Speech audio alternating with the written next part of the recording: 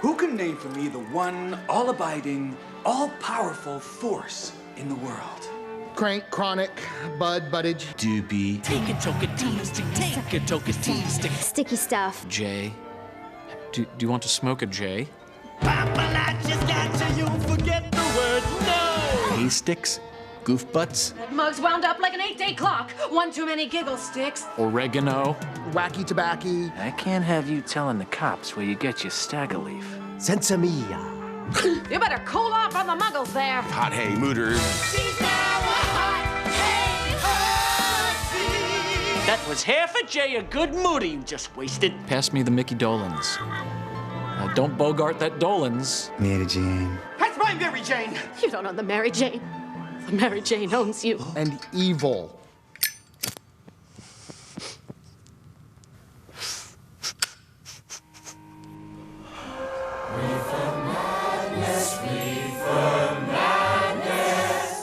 A new drug menace. Marijuana is that drug.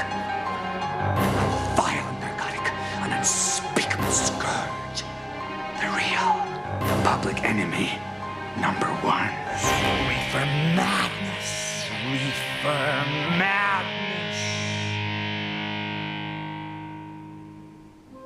Reefer Madness, Reefer Madness. Oh, so mad.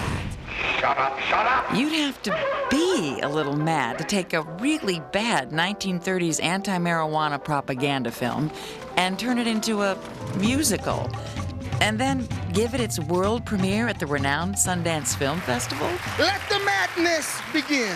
What are you, stoned? It's a film that I think is delightful because it plays with the idea of the message film at the same time that it is a message film. It's a modern subject matter with an old source material about a modern subject.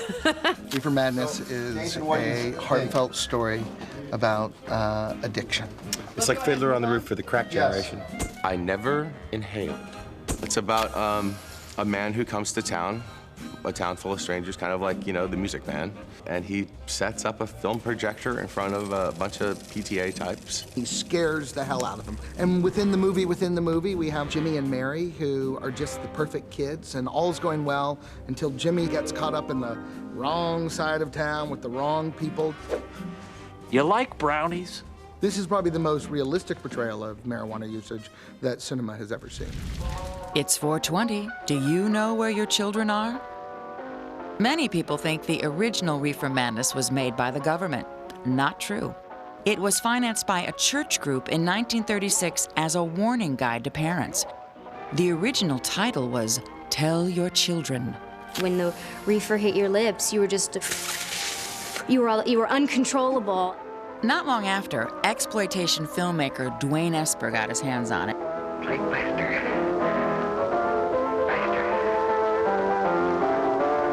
Added salacious footage like this, and gave it a sexier title, Reefer Madness. It followed the conventions of other exploitation films and pulp fiction of the era, which cataloged in hysterical detail the downfall of innocent youth succumbing to temptation. The original was a cautionary tale, and this one still has the elements of the cautionary tale, of course, satirized for your pleasure. The writers of Reefer Madness the musical once billed themselves as the Cheech and Chong of the shuffleball change set. I was a big fan of the original movie. Total props to the original movie. What do you want? Bring me some reefers.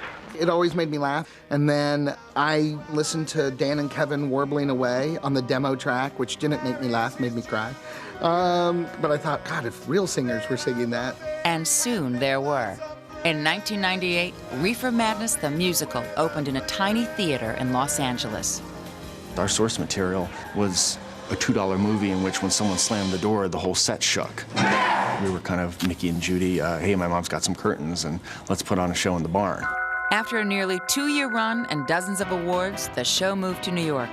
With new choreography by Paula Abdul, it opened Off-Broadway in 2001, 4 days after September 11th. It closed shortly afterwards. At the same time that some Mexican immigrants brought marijuana into the country and American farmers were growing hemp for clothing and paper, a few powerful businessmen conspired to protect their turf. William Randolph Hearst, newspaper publisher. 1 out of every 4 Americans read a Hearst paper. He was also the largest owner of timberland and user of newsprint in the country. Paper from hemp threatened his financial interests. Lamont DuPont. The DuPont Company was preparing to release a new fabric called nylon. If hemp fabric became more popular, profits would plummet. Andrew Mellon, Secretary of the Treasury, and banker to both Hearst and DuPont. What does the name Harry J. Anslinger mean to you? Harry J. Anslinger means fear. Mellon appointed Anslinger, his niece's husband, to be Commissioner of Narcotics, the nation's first drug czar. The Treasury Department intends to pursue a relentless warfare against the despicable, dope-peddling vulture who preys on the weakness of his fellow man. Hearst and Anslinger waged a campaign to make hemp synonymous with marijuana and marijuana synonymous with murder, minorities, and insanity. Because people assumed if they saw it in print, it was probably true because it came from authority. You know, why would they print it if it was wrong? One puff and the girl goes wacky? It's kind of far-fetched, that's all I'm saying. Not according to Mr. William Randolph Hearst. A recent edition of his San Francisco Examiner tells us that 3/4 of the crimes of violence in this country today are committed by dope slaves. That is a matter of cold record. A lot of the more sensationalistic or shocking language that appears in the film, they are enslaved, is either a paraphrase or a direct quote from Anslinger himself. We actually named the high school in Reefer Madness. It's called the Harry J. Anslinger High School in the film. The conspiracy worked. The hemp industry was shut down by the Marijuana Tax Act of 1937 and remains so today. Alan Cumming, Tony Award winner and X-Men mutant Nightcrawler, tackles 10 roles in Reefer Madness. I keep appearing in different disguises inside the film, within the film. In a way, the lecturer and the MC in Cabaret that I played are kind of similar. They're both sort of like the puppeteers almost of the piece. They comment on what's happening. There's a slight sort of menace to them both. Yes? Are you sure about your facts there? Why do you ask, Mr. Kaczynski? Kaczynski. Russian name. Isn't it? It's light years away from Veronica Mars to Anytown, USA. Kristen Bell, who played Mary Lane Off-Broadway, is singing a brand new tune written especially for the film. Mary Lane is vomitously perky and annoyingly optimistic. She's the ingenuest ingenue that you will ever see.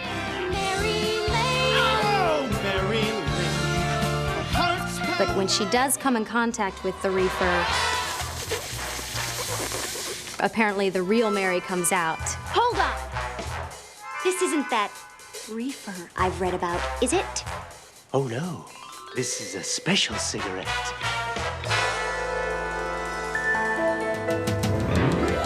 I feel a little naughty.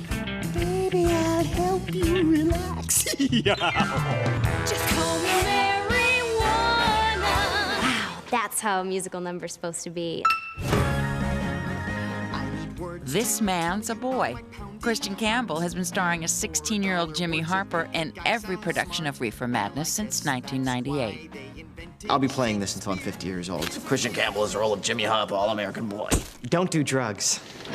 A slave to the crave, Jimmy gets caught up in a hit and run. Triggers a murder and winds up in the electric chair. Any last words? Well put.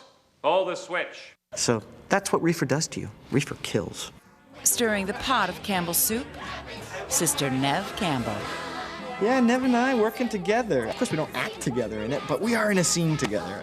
She's an old friend. We used to work together on Party 5, and she's been a creative godmother to the project since sort of day one. I love the musicals. I grew up as a dancer and in musical theater with my brother. If you're feeling gloomy, glide on over to me, try to find It's silly and fun, and all my friends are involved and my brother's involved, and I think it's hilarious. And although it's not a political movie, it makes fun of some American politics, which I think makes it an intelligent comedy. Do your children enjoy jazz music? Harry Anslinger called it the syncopated taint. It was practiced by black jazz musicians like Cab Calloway, whose Reefer Man and Minnie the Moocher were valentines to marijuana. Louis Armstrong had a hit called Muggles. Fans of Harry Potter novels will recognize the word, but back in the 20s and 30s, it had quite a different meaning. People know me as the voice of the Crypt Keeper, and Kevin and Dan designed Ralph to be a cackling idiot to take advantage of my rolling laugh. Ralph is the poster boy for Reefer Madness because he's the guy that everybody's afraid of eventually becoming. I'm Anna Gasteyer, and I play May. She's the proprietress of this house of sin, and she's both got a heart of gold, and she's also a salty, been there, done that kind of Barbara Stanwyck type. She always manages to maintain her dignity in the face of all the scum and filth that she's been surrounded by. I ought to leave him, but something makes me stay. It's the stuff. I was talking to my husband, and he said, you know, that would make a great audition song for little girls, except for the fact that it's about pot smoking.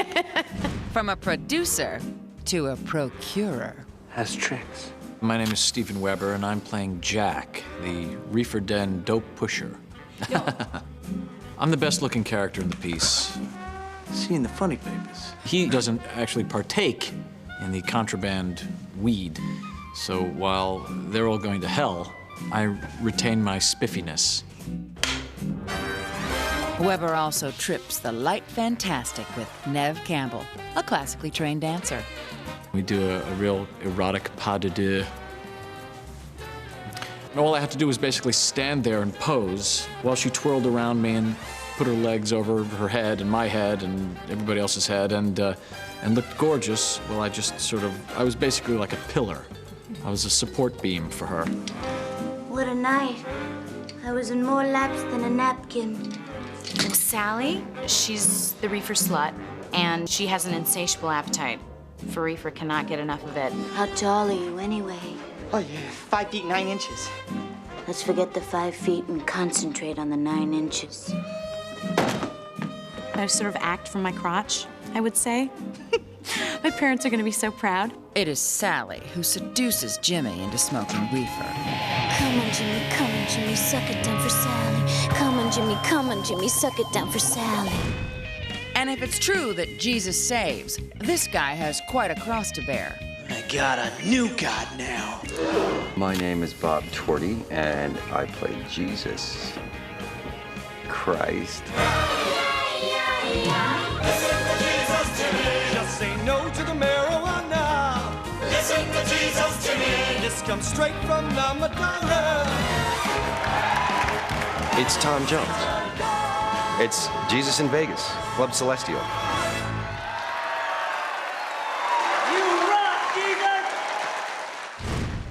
Oh, Jack, we can get along without dragging those young kids up here. Everybody always wants to know, did the people who made the movie know how ridiculous it all was? Thelma White, who played May in the 1936 film, came to see the LA stage production twice. And the answer was the original filmmakers and producers did not, but the actors and director all had a pretty good idea that what they were doing was, in her words, rather silly. It could have been cocaine madness, it could have been censorship madness, it could have been racism madness. The best art exists on multiple levels, and I think if you take Reefer Madness at face value, Reefer Madness is evil, Reefer will kill you. But for me, really it's a cautionary tale about the evils of people who sometimes abuse their position.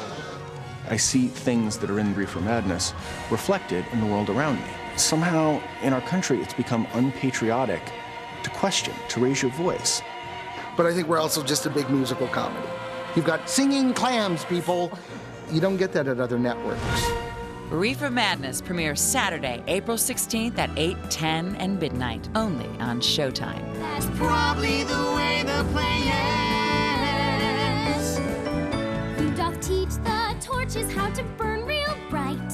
Hanging like a jewel upon the cheek of night.